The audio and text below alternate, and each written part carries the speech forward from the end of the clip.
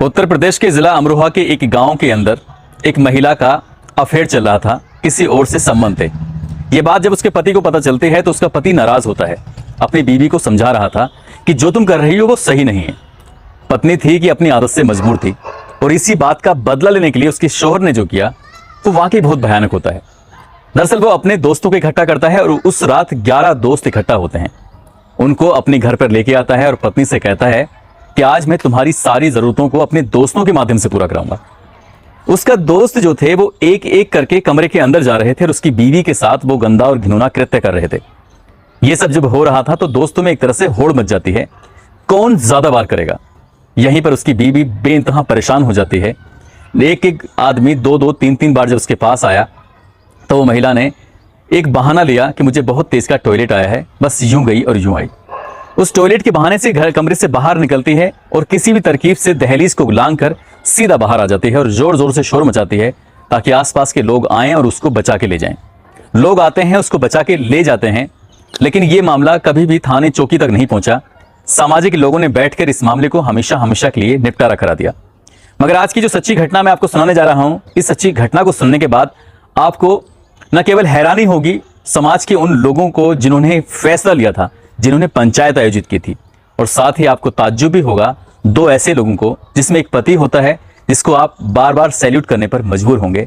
साथ ही आप एक आईपीएस ऑफिसर अशोक कुमार को भी सुनने के बाद आप उनको भी सैल्यूट करने के लिए मजबूर हो जाएंगे।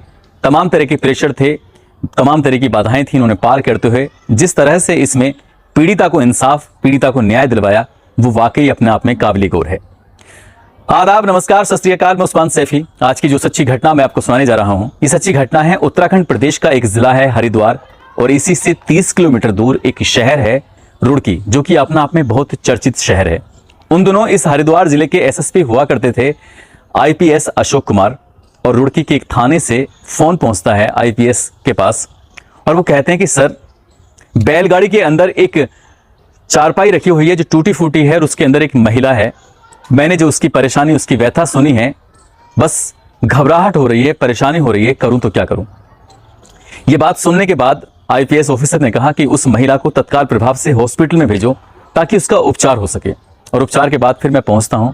जितना वक्त एक एसएसपी को हरिद्वार से रुड़की पहुंचने में लगा उतना ही वक्त लगा वो सीधा अपनी गाड़ी से, अपने वाहन से जब पहुंचते हैं तब तक उस महिला का उपचार शुरू हो चुका था। बाहर जिस कमरे में उपचार चला था उस कमरे के बाहर उसका पति खड़ा हुआ था, उम्र लगभग 22 साल के आसपास। उसकी पत्नी की उम्र थी लगभग 20 साल के आसपास। उसके पति के कपड़ों को देखकर साफ अंदाजा लगाया जा रहा था कि वो गरीब नहीं बल्कि बेहद गरीब परिवार से था। उसके पति से पूछा जाता है कि क्या बात है, मुझे विस्तार से बताओ। उस आईपीएस ऑफिसर ने उस लड़के से जो विस्तार से जानकारी लेने की कोशिश की, तब उसने बताया कि उसकी कुछ ही दिन पहले शादी हुई थी, लेकिन करने के लिए उसके पास भट्टे पर मजदूरी के अलावा और कुछ था ही नहीं। दिन भर वहां काम करते थे, हारे थके आए, अपने घर आकर सो गए। यही लंबे समय से काम चल रहा था, यही लंबे समय से उसकी दिनचर्या चल रही थी। लेकिन उसकी पत्नी दिन में खेतों में भट्टे पे काम करती थी, शाम को आके पूरे परिवार के लिए खाना बनाया करती थी। तो उसकी पत्नी का उस काम में मन न लग के जो भट्टे पर ठेकेदार के अंडर में काम करने वाला मुंशी था, उसके साथ वो अटैच हो जाती है। वो मुंशी उसके लिए कुछ ऐसी जरूरत की चीजें दे देता, खाने पीने के अलावा कुछ सामान देता था, जिसकी वजह से वो इंप्रेस होती चली गई, उसकी तरफ आकर्षित होती चली गई। और एक दिन ऐसा वक्त आता है कि वो मुंशी अपनी बाइक पर बिठाकर उसे लेकर भाग जाता है, क्योंकि वो जो जिंदगी जीने के लिए जा रही थी वो जिंदगी शायद उसको लग रहा था कि आसान है, अच्छी है, लेकिन भट्टे पे अपने पति के साथ जो जिंदगी जी रही थी वो जिंदगी उसको मुश्किल लग रही थी। दिन भर काम करती थी और उसको वैवाहिक सुख भी प्राप्त नहीं हो रहा था। शुरू में तो उसको बहुत अच्छा लग रहा था, लेकिन जैसे जैसे वक्त आगे बढ़ रहा था वैसे वैसे मुंशी का उसके प्रति दिल भर जाता है। उधर उसका पति इतना ज्यादा परेशान था कि ठेकेदार के पास जाता है, रोज रोज रोता था, गिड़गिड़ाता था, रिक्वेस्ट करता था कि मेरी पत्नी को वापस ला कर दे दो। किस तरकीब से 1 महीने का वक्त बीत जाता है पता ही नहीं चलता।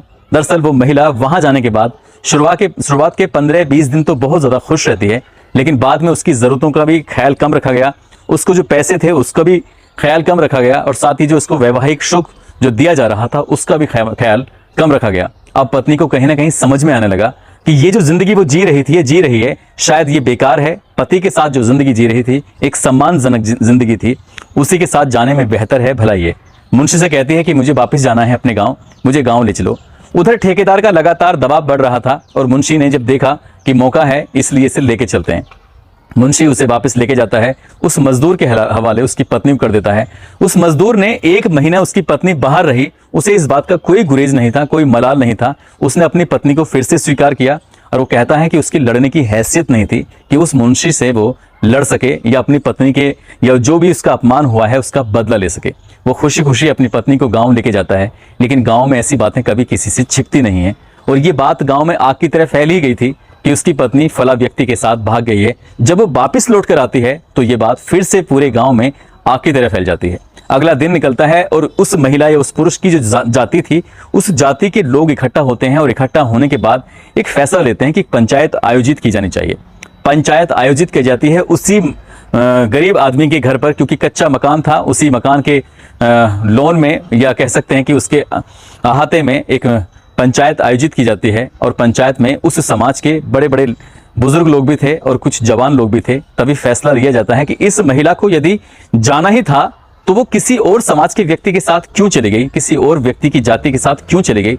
जाना ही था तो अपने समाज के किसी व्यक्ति के साथ जा सकती थी और अपने शारीरिक सुखों को पूरा कर सकती थी। इसलिए इस महिला ने जो भी किया है वो बिल्कुल अपमानजनक है और हमारी बिरादरी का इसमें सम्मान गया है, सम्मान नहीं गया बल्कि सम्मान डूब गया है।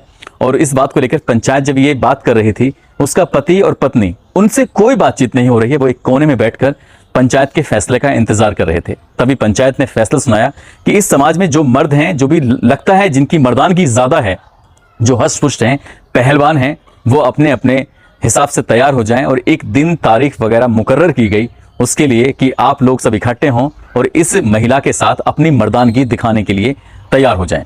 उसी रात जिस दिन ये मीटिंग हुई थी, जिस दिन ये पंचायत हुई थी, उसी रात उसी के घर पर पति घर के बाहर बैठ जाता है दहलीज पर। वो विरोध करने की स्थिति में था ही नहीं और 16 लोग इस काम के लिए तैयार हो जाते हैं। गांव के जो हष्ट-पुष्ट मजबूत लोग थे, जिन्हें लगता था कि वो ज्यादा अच्छे मर्द हैं और अपनी मर्दानगी दिखाने के लिए उस घर के बाहर खड़े हो जाते हैं। उसका पति विरोध करने की स्थिति में इसलिए नहीं था क्योंकि पंचायत ने कहा कि यदि ये विरोध करता है तो इसका हुक्का पानी पूरी तरह से बंद कर दिया जाए। वो महिला घर के अंदर थी और एक एक करके वो व्यक्ति घर के अंदर, दहलीज के अंदर, उस कमरे के अंदर जाने लगे। जो टूटी फूटी चारपाई थी, उस चारपाई पर ही उन्होंने उसके साथ बारी बारी से रेप करना शुरू कर दिया। वो महिला विरोध भी नहीं कर पा रही थी, वो समझ नहीं पा रही थी कि उसके साथ ऐसा क्यों हो रहा है। उसे लग रहा था कि मुंशी के साथ भागने की शायद यही सजा है। जो उसके साथ हो रहा था वो इत्मीनान से अपने उस सजा को भुगत रही थी जो पंचायत ने दी थी। उसका पति भी शायद यही सोचकर शांत था क्योंकि समाज से कहीं कहीं कोई बाहर नहीं भाग सकता और वो इंतजार कर रहा था, एक जा रहा है दूसरा आ रहा है, इस तरह से एक चैन बनती चली जा रही थी। और कम से कम 4-5 घंटे बीत जाने के बाद फिर ये रोटेशन दोबारा से शुरू होता है। जब दोबारा से शुरू होता है उस महिला की तबीयत लगातार बिगड़नी शुरू हो जाती है, वो बेहोशी की हालत में हो जाती है। जब लोग घर से बाहर निकल रहे थे, उस कमरे से बाहर निकल रहे थे, तो एक दूसरे के कान में आवाज लगाते हैं, बात करते हैं।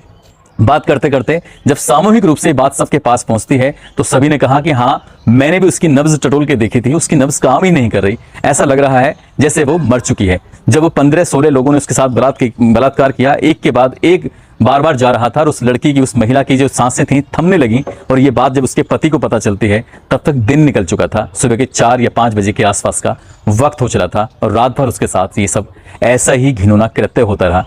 पति जब ये बात सुनता है, दरवाजा खोल के अंदर जाता है, अपनी पत्नी को चारपाई सहित उठाता है और वो उठाने के बाद सीधा एक पड़ोसी से कहता है कि मुझे अपनी बैलगाड़ी दे दो। गांव के लोग समझ रहे थे कि ये इसका उपचार कराने के लिए, इलाज कराने के लिए जा रहा है, लेकिन वो इलाज कराने के बजाय सीधा थाने पहुंच जाता है। उसे लग रहा था कि जो अभी तक हुआ है वो बहुत भयानक हुआ है, बहुत बुरा हुआ है, उसे इंसाफ चाहिए। और इंसाफ के लिए वो अपनी पत्नी को लेकर जब वहां जाता है तो सीधा थाने में जाने के बाद थानेदार इस बात को सुनता है तो उसके रोंगटे खड़े हो जाते हैं। थानेदार सोचने पर मजबूर हो जाता है कि करूं तो क्या करूं, कैसे करूं। तभी वो अपने अधिकारी को फोन लगाता है। अधिकारी ये बात सुनते हैं और उसके बाद फिर अधिकारी कहते हैं कि उस महिला को तत्काल प्रभाव से हॉस्पिटल में भर्ती कराओ, उसका इलाज कराओ। जब उसका इलाज चल रहा था तब आईपीएस ऑफिसर अशोक कुमार ने उस डॉक्टर से पूछा कि आखिरकार इसकी तबीयत कैसी है। तो वो कहते हैं कि इस महिला को मानसिक आघात बहुत जबरदस्त पहुंचा है। इससे उस बारे में अगर हम बात भी करते हैं तो ये थर-थर कांपने लगती है, परेशान हो जाती है। ठीक है, जिंदा है, मरेगी नहीं, लेकिन ये जिंदा भी नहीं है क्योंकि अब शायद उस तरह से जी भी नहीं पाएगी उन लोगों के सामने जिन लोगों ने इसके साथ बारी बारी से बलात्कार जो किया है। इसके बाद एसएसपी इस बात को सुनने के बाद सीधा गांव पहुंचते हैं। गांव जाने के बाद बातचीत करते हैं और बातचीत करने के बाद ऐसी बातें कभी किसी से छिपती नहीं है। भले ही चाहे 16 के उन लोगों ने गंदा घिनौना कृत्य किया था, लेकिन ये बात अब पूरे गांव में आग की तरह फैल गई थी। अलग अलग लोगों ने अपने नाम न बताने की शर्त पर पूरी कहानी बताई, पंचायत की पूरी बात बताई। तब एसएसपी को लगता है कि वाकई इसके साथ बहुत गलत हुआ है। तभी वो आदेश देते हैं कि इसमें एफआईआर दर्ज करिए। एफआईआर दर्ज करने के बाद जो पंच हैं उनके खिलाफ भी एफआईआर दर्ज करिए। शायद थानेदार को अगर इतनी ही हिम्मत होती तो वो एसएसपी को कभी फोन करता ही नहीं, सीधा एफआईआर दर्ज करता और एफआईआर दर्ज करने के बाद इन आरोपियों को सख्त सजा दिलाने की वो कोशिश करता। लेकिन एसएचओ फिर से कहता है, सर गांव में बवाल हो जाएगा, उस ब्रादर के आसपास के लोग बहुत हैं, वो खिलाफ हो जाएंगे, इसीलिए तो मैंने आपसे मशवरा लिया था, क्यों ना इस महिला को इन आरोपियों से पैसे दिलवाकर और इस मामले को हमेशा के लिए शांत कर दिया जाए, खत्म कर दिया जाए, तो ये बात कहीं किसी को पता भी नहीं चलेगी और इसमें पुलिस की बदनामी भी नहीं होगी। तो वो कहते हैं कि पुलिस की इसमें क्या बदनामी है, तुम्हारा इसमें क्या दोष है। वो कहते हैं कि सर मेरा ही थाना क्षेत्र है, यदि लोगों को पता चलेगा तो मेरी भी बदनामी होगी, पुलिस की भी बदनामी होगी। तभी एसएसपी कहते हैं कि जितने भी आरोपी हैं इनको तत्काल प्रभाव से गिरफ्तार करिए और सबसे पहले गिरफ्तार होंगे वो पंच जिन्होंने ये पंचायत आयोजित की थी। एसएसपी का आदेश था, थानेदार को मानना ही पड़ता और थानेदार ने उस आदेश को मानते हुए एफआईआर दर्ज की और सभी को गिरफ्तार किया और जेल भेज दिया। 1996 की ये कहानी है। उन दिनों इतना अखबार, इतना मीडिया, इतना प्रचलन में नहीं था, लेकिन जब जो अखबार चल रहे थे उन दिनों उन अखबारों ने इस खबर को बड़ी प्रमुखता से छापा, प्रकाशित किया। फ्रंट पेज पे जब खबर को लिखा था उसमें सबसे ज्यादा वाहवाही आईपीएस ऑफिसर अशोक कुमार की, साथ ही वाहवाही उस एसएचओ की भी की थी जो पहले डर रहा था, क्योंकि एसएचओ ने फिर पूरी ईमानदारी के साथ इस मामले में पूरी जांच करने के बाद जो भी इसमें दोषी थे हर दोषी को सजा दिलाने के लिए अपनी चार्जशीट तैयार की। मामला फिर कोर्ट जाता है। कोर्ट ने फिर इस महिला को इंसाफ दिलाने में पूरी मदद की। लेकिन अफसोस की बात यही थी कि जिस मुंशी ने इस महिला को बरगलाया, उसको लालच देकर लेके भाग जाता है, उसके बारे में किसी ने सोचा ही नहीं था। अफसोस की बात यह है कि पंचायत आयोजित जरूर की जा रही थी, लेकिन उस महिला से किसी ने जानने की कोशिश ही नहीं की तुम क्या चाहती हो, या उसका पति जो बैठा हुआ कोने में इंतजार कर रहा था कि पंचायत क्या फैसला देगी, पंचायत ने उससे भी जानने की कोशिश नहीं की कि तुम्हारे साथ या तुम्हारी पत्नी के साथ जो हुआ है क्या तुम्हें इसे इस हाल में रख लोगे। लेकिन उससे भी किसी ने जानने की कोशिश नहीं की थी। 15-16 लोगों ने एक साथ बलात्कार किया, साथ ही 1 महीने वो मुंशी के साथ रही। इतना सब कुछ होने के बाद भी उसके पति ने अपनी पत्नी को न केवल स्वीकारा बल्कि पूरी जिंदगी उसके साथ निभाने की जो कस्में खाई थी उसको वो निभाता चला गया। वाकई ये कहानी लोगों के सामने जब आती है, आईपीएस अशोक कुमार ने एक इंटरव्यू के दौरान ये कहानी सुनाई थी, तो वाकई बहुत भावुक कर देने वाली कहानी है। दोस्तों, इस पूरे घटनाक्रम को सुनाने का उद्देश्य किसी को परेशान करना नहीं है, किसी का दिल दुखाना नहीं है, बल्कि आपको जागरूक करना है, आपको सचेत करना है। और जाते जाते 8 मार्च को ये कुशीनगर यूपी के रहने वाले हैं अबू बकर, उनकी मां तरन्नुम परवीन ने अपील की थी कि उनके बेटे को जन्मदिन की मुबारकबाद दी जाए। तो इसलिए अबू बकर, आपको जन्मदिन की बहुत सारी शुभकामनाएं, बहुत बहुत मुबारकबाद। आप सब लोग जहां भी रहें अपना ख्याल रखें, सुरक्षित रहें। जय हिंद, जय भारत।